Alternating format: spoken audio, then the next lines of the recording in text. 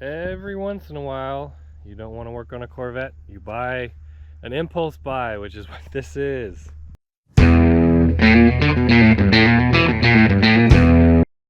Alright everybody, welcome to the channel. Yes, it said the Corvette Ben, and yes, that is not a Corvette, but if you guys have followed me for any amount of time, probably about 10 or more years ago, I bought a 1958 Chevrolet very similar to this and got it to run, drive, and stop on the channel. And in this video, we're going to do at least get it to run.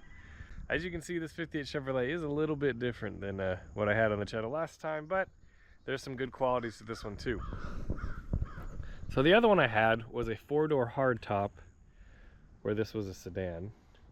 It had air conditioning, power steering, but the best part about the other one is that it had been inside since 1970 something.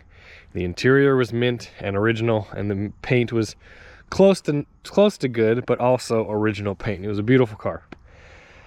The thing is, I didn't really have a place to put it, and it would have languished outside or under a cover for 10 years, and so I ended up selling it.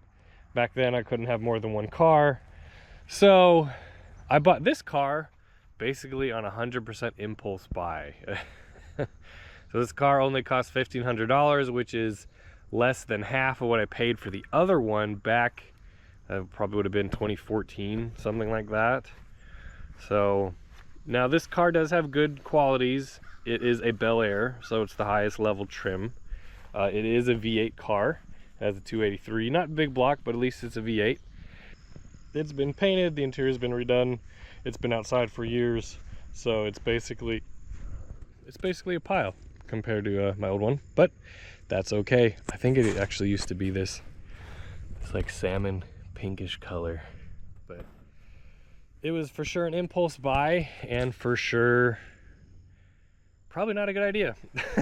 Anyway, the only door that opens is the driver's side door, and of course it doesn't latch at all. You can see the inside has been redone. This seat is horrible.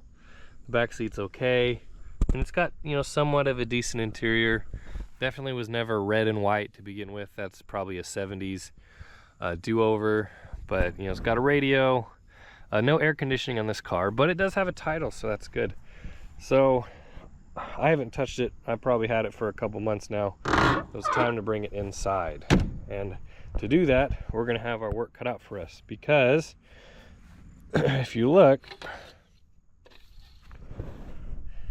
these wheels are trash, and the worst ones are the ones in the back. As you can this is probably exactly how it happened. Check that out. Yeah, there's not much wheel left right there. That's a big giant rust hole in the wheel, so we're gonna have to find different wheels, different tires, to get it up out of the dirt, out of the grass, and then see if it will roll at all. So it was brought here on a flatbed wrecker. It never rolled, and I don't know if that's because the brakes are locked or the tires were just so flat and gross that it just wouldn't roll. It is in neutral, it is an automatic, but yeah, this wheel's trash too. So it's gonna be interesting getting this back to where it needs to be. It's gonna be, yeah, it's gonna be fun. Fun, guys, fun. All right, so the goal today is to get this car off of the busted wheels and tires that it has and put on some good rollers. We're gonna start with the front. Hopefully that'll be the easier of the four. We'll just have to see, because I have a feeling this car is gonna fight me every second of the way, because it's been sitting for that long. So you Camaro guys will recognize these. These are 14-inch factory Camaro wheels, late 70s cars. The best part is they'll fit this car, and I have a set of used 14-inch tires that are trash but will help roll. So here's the real question, Will. Yes, that's what I want to see. I don't want stuck brakes.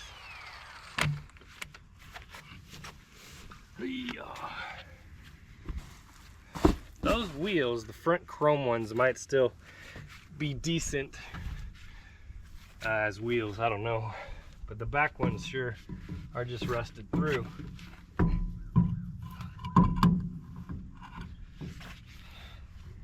Perfect.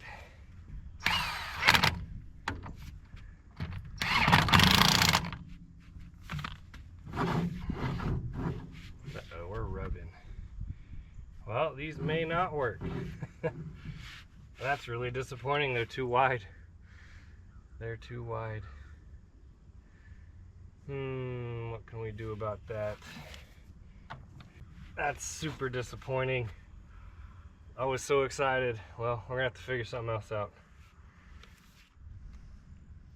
All right, so I have two of these out of my parts collection. They're probably 1/4 inch spacers. Obviously, I won't use those in the future, but in order to get these to work, I think what we're gonna have to do, I think we have just enough thread that I can get half a lug nut on here. Let's see.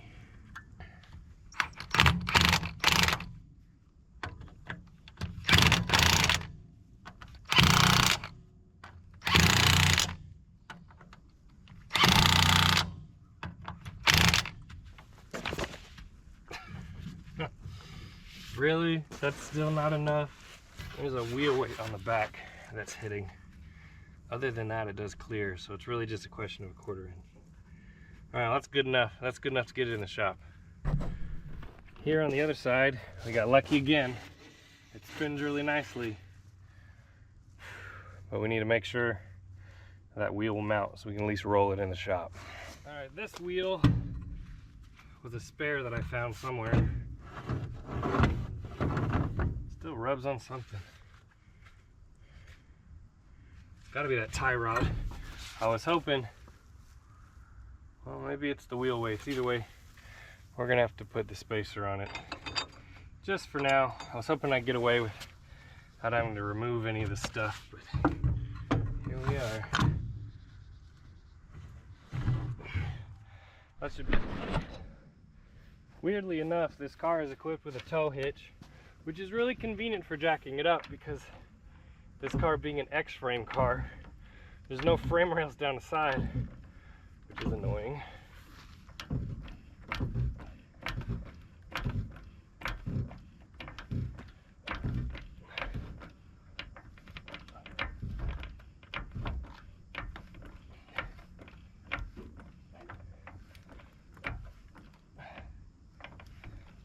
Diff is definitely sitting in the dirt. I see movement though. That's good. That's good. Such crappy wheels before. Oh no, I lost the lug nut down inside of it. How am I ever gonna get that out?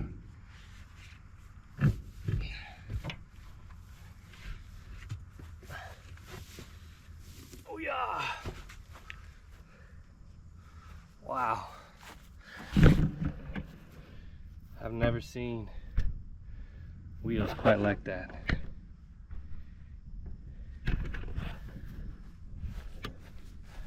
Look at that. It's just been sitting for that long. But I think those Camaro wheels will now fit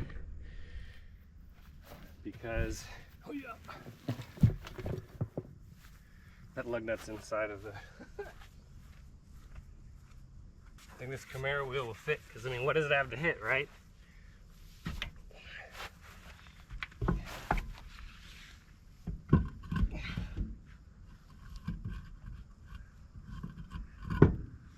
Yes. This one's kind of still on the ground. All right, let's reposition.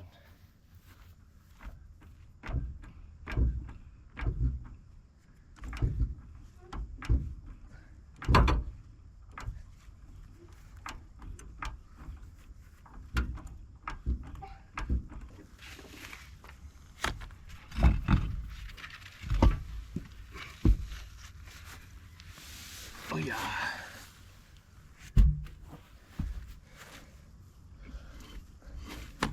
That's what I like to see.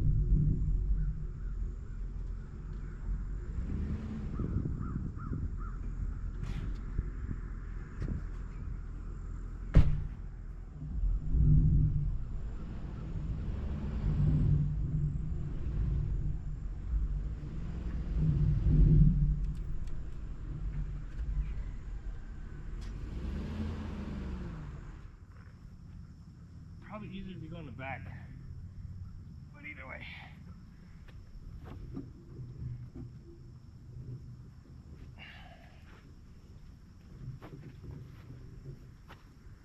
Yeah, get some speed.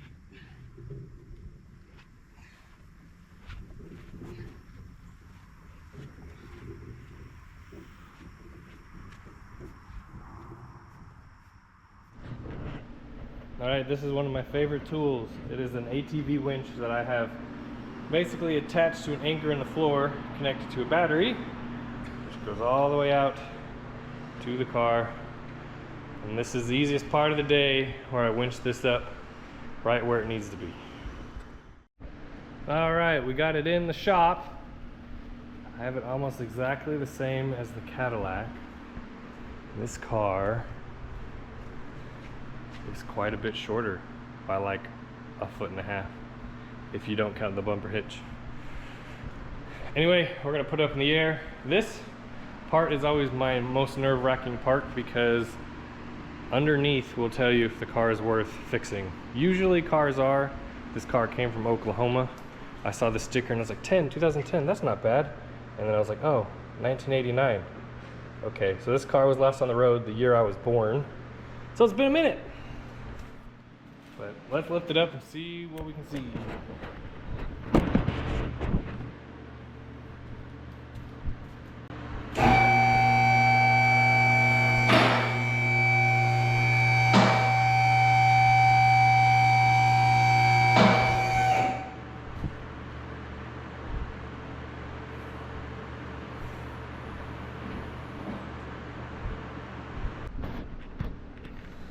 Alright, so these cars are X-frame cars, which it's your opinion if they're good or bad. To me, it's just they make lifting it on the lift a little strange. So I did the best I could. If you know exactly the best places to lift it, tell me. But anyway, so we are going to go underneath the car. I know this car has really bad floors, okay? So I'm not worried about those. That's not big of a deal. What I'm really worried about is frame rust. But being from Oklahoma and being in Texas for a long time, I'm not too worried about that. So it's funny how similar this front suspension is to a Corvette. Like they're almost the same. That just shows you how dated the C3 Corvette front suspension is, that this is pretty much the same thing. It's just weird to see the frame pockets so big for the springs. This one looks a little wonky compared to that one. Anyway, I don't know if the shock is broken or what, but I've only ever had one of these and it was 10 years ago, so also this looks very similar to a C3 Corvette part. This all looks the same. Is that really Corvette? That would be so funny. Anyway, so this obviously is probably the worst part of the car, is this giant hole in the floor. But again, it's just the floor. There's a little bit right here, a little bit of crunchiness right there, but the inner rocker looks good. That might be a problem. The other side looks good, so really it's just this side. The rear floor, a little bit of hole, not worried about it. It's mostly body mounts and body braces is what I'm worried about. Okay, so obviously the passenger front is a little toasty. This rear pan is toasty. This front one, obviously you've seen better days, but body-wise, I mean, it's not bad. Remember how old the car is. It's obviously been painted and used for a long time. This rear rocker, it could have seen better days, but that's okay. The fender lips look fairly decent. This has about the same amount of rust in the back as the Cadillac does. The gas tank. That's amazing, that's still there. Luckily they make gas tanks for cars like this. Alright, we found a part number. What could it be? You know what this is? This is a sticker from Oklahoma for an Oklahoma license plate. That's what that is. Let's see what year it is. Hooah! Okay, this is 1980. Oh, lost it. 1993. So there's 13 years of where it was. Oklahoma. You know what? It's not that bad. It's about as good as I thought it was going to be. Now, the one thing this car doesn't have is an exhaust, which kind of sucks, but it is what it is. Look at this giant control arm for the rear differential. That is crazy. I've never seen such a thing. Go back toward the front. Drive shaft goes through the X frame. Here's the transmission, which it looks like to be a power glide. Here's the engine. Again, oh, just kidding. The exhaust is here, except they cut it out. They cut it, they welded it, and they routed it all down this way. So it does have an exhaust. Well, that's good. I was looking at this hanger right here, and I was like, well, that's gone. Looks like they just cut half of the exhaust out. I don't know why they do that. That'll probably clean up. I'm not worried about that. That's just full of dirt, I'm sure. All up in there. Not bad. For sitting in my backyard for a couple months and then, you know, not bad. So yeah, a little bit of floors, not a big deal. This body brace might be interesting, but really it's, you remove it, flat sheet metal, and then you can just patch in that U-shaped piece right here. It shouldn't be that big of a deal, if I even get that far. But anyway, let's put it back down and let's see if we can't get inside it, because that's one thing I've never done. I've never gone inside it. Only one door opens, and I've also never been in the trunk. But looking at, I mean, this is kind of rusted out, which is fine, but I don't see much tail pan rust, trunk floor rust, anything like that. So that's good. I'm curious to see what's in it now that we found that sticker. So we might have to drill out the trunk lock. We'll see. I have no keys for this car. No keys, but it does have paperwork, so that's good. Just for fun and because I can't help myself, I put some cleaner on this paint right here.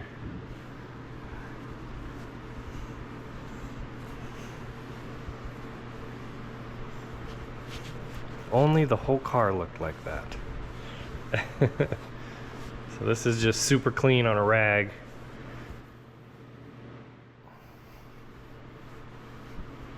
If only the passenger side looked like that. This didn't get as much sun as the other side. But hey, you can see me in it. That's pretty good. Come over on this side. I don't think this side's gonna clean up quite as nice. Yeah, the paint's kind of burnt off of it. But one side looks really good.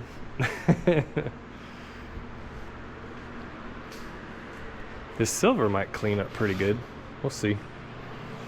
I'm gonna save the cleaning until we can get the car actually, you know, running. Realized I never showed you guys under the hood. So here's the original 283 with the really cool Chevrolet valve covers. It does have power steering, which was an option, but no power brakes. I have checked the oil when I bought it. I'll show it to you guys right now. So it's about half full, but it doesn't look too bad. I'll put that back in there. And then I do know that the engine does turn by hand. So, at least it did. Oh, there we go. So we're gonna have to play around with that. There is no damper bolt on this 283, so It does have a 2-barrel carb, not the 4-barrel, but I mean, super simple. Missing the radiator, missing the battery, missing the front wiring harness, which is weird, but you know what? It probably was trash anyway, so I can just plug one in there and be done. I don't know where that's supposed to go, or maybe it's right here. Maybe this is the front wiring harness, or what's left of the front wiring harness. Okay, that probably goes that way. Which, you know what? That looks fixable. That's what? 1, 2, 3, 4, 5, 6, 7, maybe 8 wires. 1, 2, 3, 4, 5, 6, 7, 8 wires. So definitely fixable. Maybe I can scrounge a harness out of some other parts car. We'll see. I do want to see what the carburetor looks like. Pull that out. Oh. Sure, this is going to be a mouse nest. Can I do it with one hand? I can't.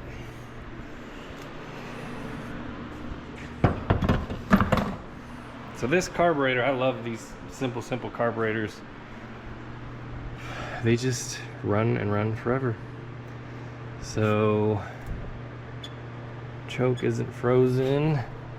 Linkage is nice and loose. I think it'll make a car, but you don't know until you fire it up. Let's see, transmission fluid. And there's a random wiring harness right here. It probably goes to the starter. It's got ATF on it. That's good. Didn't all leak out. Hey, I think first order business is just vacuuming everything in here because it's gross. All right, the engine bay has been vacuumed out and it does look a lot better. I did take the time to spin the engine over by hand.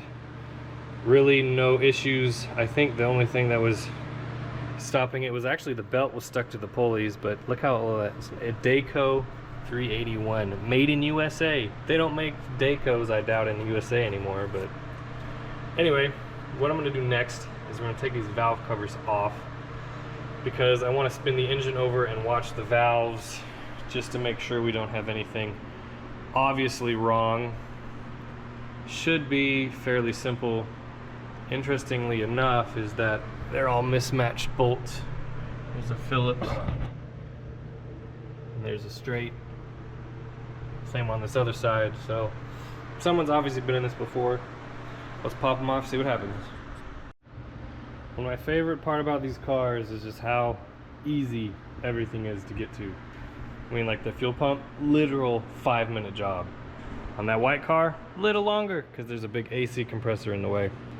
But one bolt moves the power steering and the generator over, and all the bolts are off. So let's see what it looks like underneath here. This is always a good indication of the health of an engine.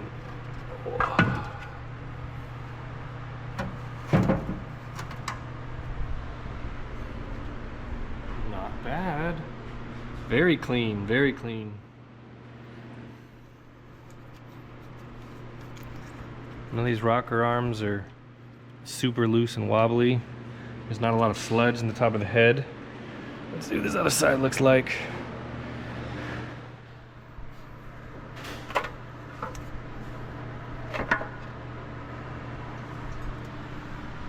The other side looks just about the same. I like that. Maybe not that one. And that, my friends, is why we check. Alright, so we gotta watch this one. This one could be a collapsed lifter. See, this is an exhaust. It looks to be about the same. The nut's about the same distance down. I'm hoping that's just a lifter. Like, that's just not pumped up like that. But the fact that it does that, I don't know. We'll have to see. The push rod looks straight and it moves. What happens when we rotate the engine? Let's see if we can't get it to move.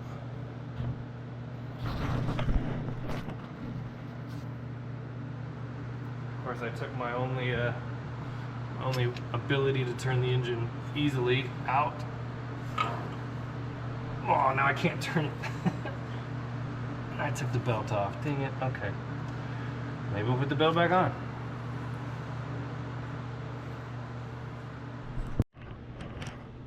So when I got the car, it had no negative battery cable, so I've added one out of my parts stash. It's incorrect because it has to go to the front of the battery. I would normally have the battery flipped, but this cable is only a certain length, which goes to the starter. So what we're going to do now is we're going to lift the car up in the air. I'm going to find the start terminal on the solenoid and run a jumper wire up to the battery.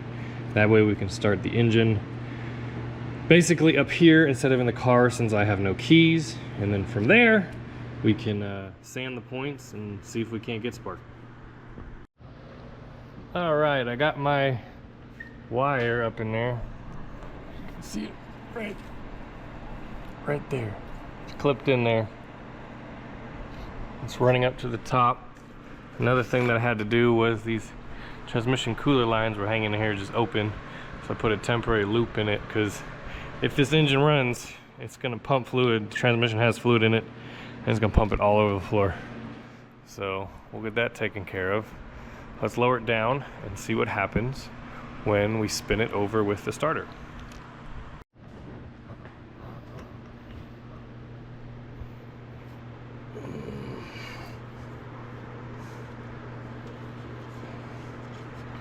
I don't know if this is gonna be long enough.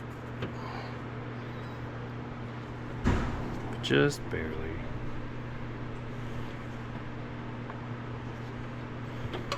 Alright, let's see if the starter turns.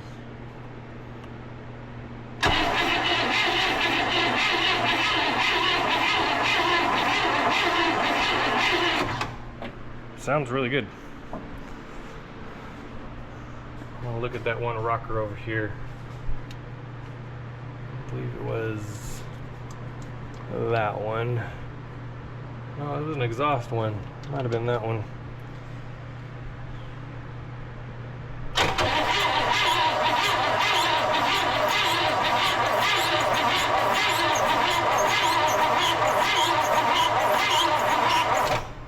Yep, it's all just old and creakily.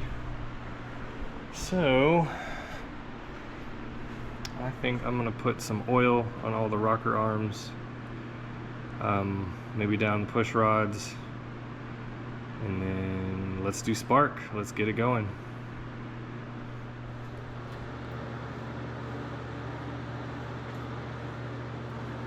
Now put power to the coil.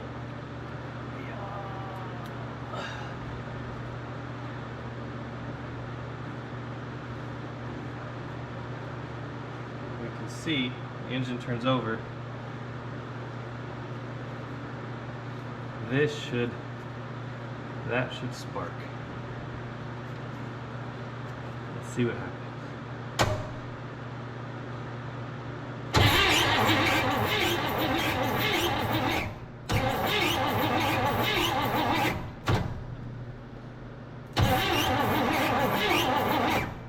Nothing.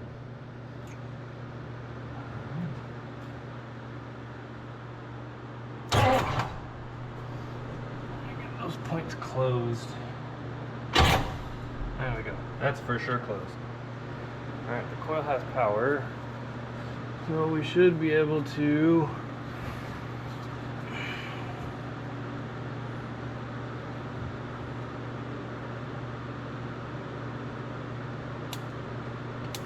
there we go, look.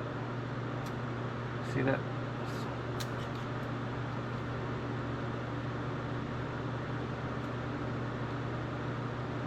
It did it once. It did it one time.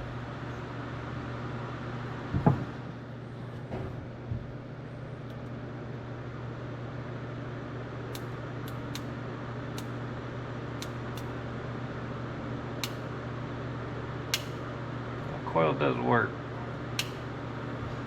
Can I get it to work while the engine's spinning? That is the question.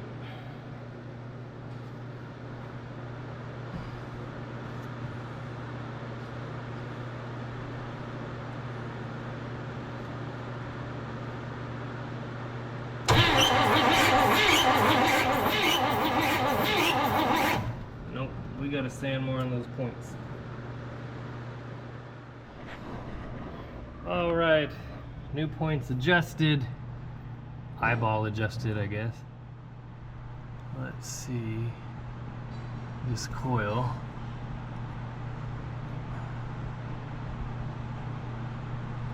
Get it right. See if this coil will fire.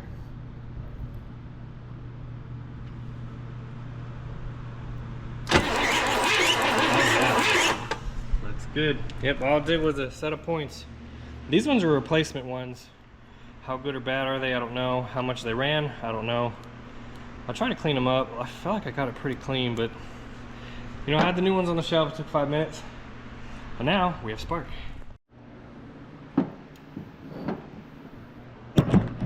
All right, the moment of truth. Plug the coil in. Oh, the vacuum advances unhooked. That's interesting.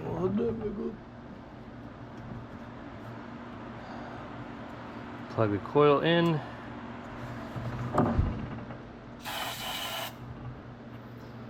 See what happens.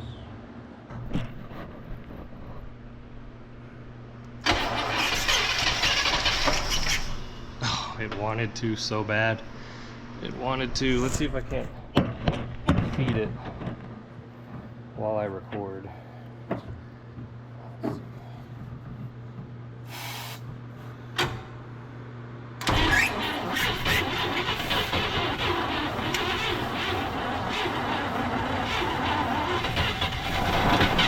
Oh, so close.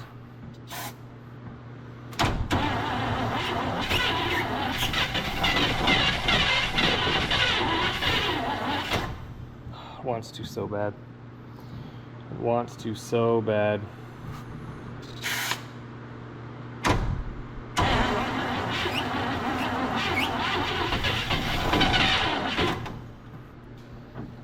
If we choke it a little bit.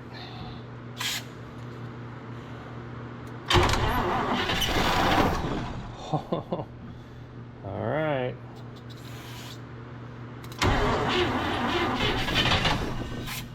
Nope, this one.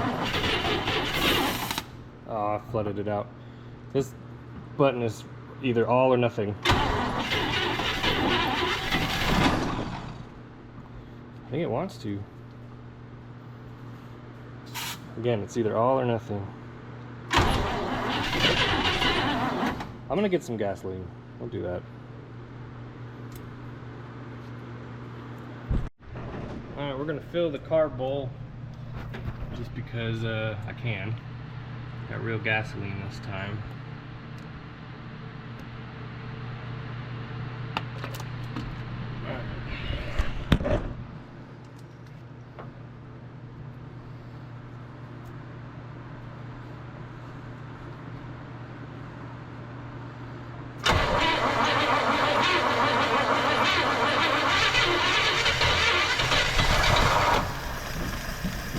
Hey, he's a runner.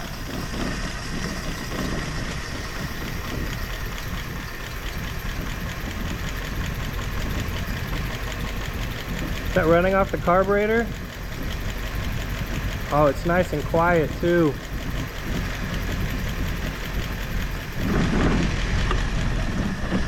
Oh, that was amazing.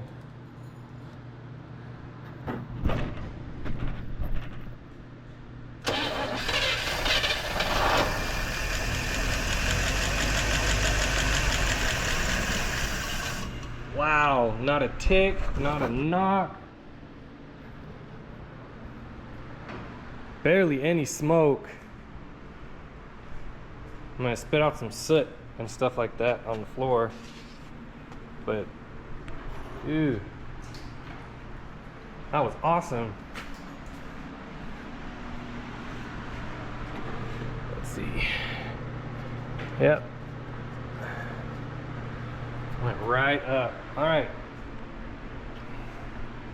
I'm amazed that that carburetor actually carbureted, because it ran there for a good, I don't know, 5, 6, 7 seconds.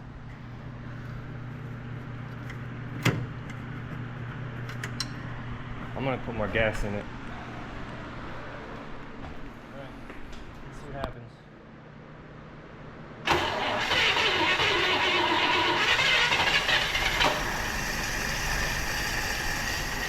Running off the carburetor. That's crazy. I didn't touch the carburetor, I didn't do anything to it.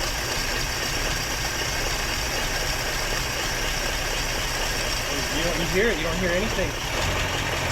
Oh. And it's running out of gas. There's no knocks, no ticks, no smoke. There's also no oil up top. So there's that too. But I think it's coming. I think it's coming. I think it just needs heat. And I think it just needs a runtime. Yeah.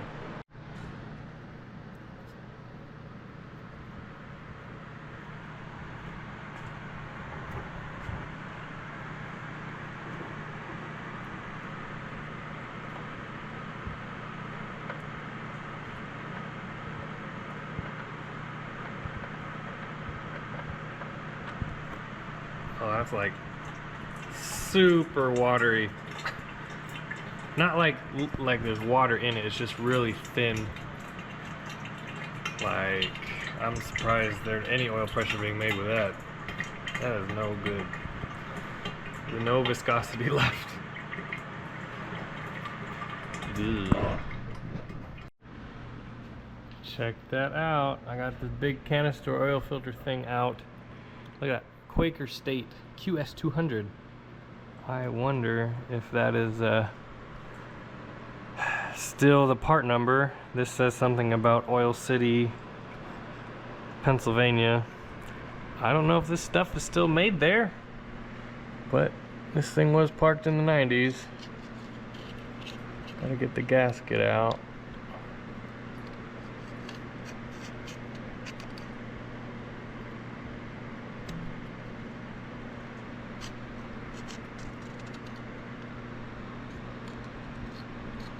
There we go.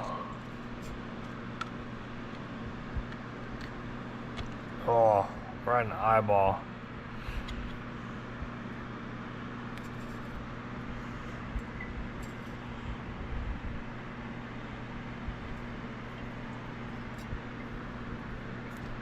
Oh, look at that.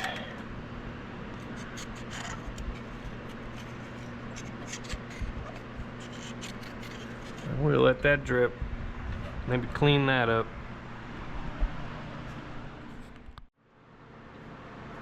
A little bit more air.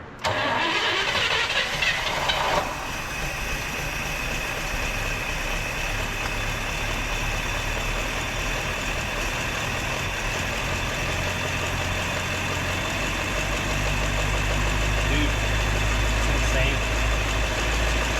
Literally insane.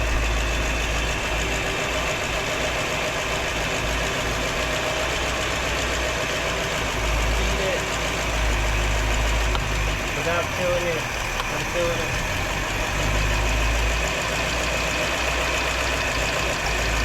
We need to put a fuel pump on it.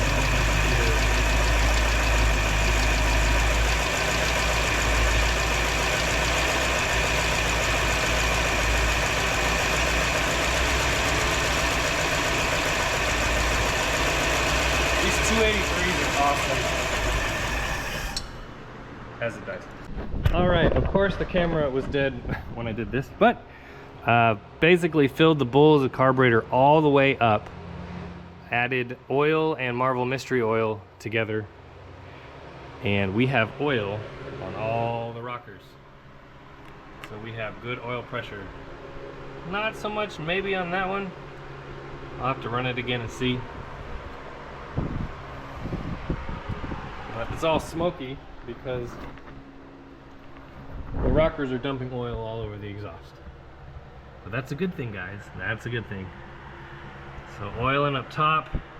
I'll probably run the engine, you know, a good 15 minutes and then maybe a first drive and then change the oil again, because the Marvel Mystery Oil will clean out everything that's inside. The last 58 Chevy I had, the big issue was the oil pump being all gummed up. Now, I did find out today that my fuel pump is garbage, even though it is a replacement, so we'll have to replace that. I wish I could use a Corvette one, but the issue we have is that it's just really short and nubby, and then the Corvette one, because of this pan, it will not fit.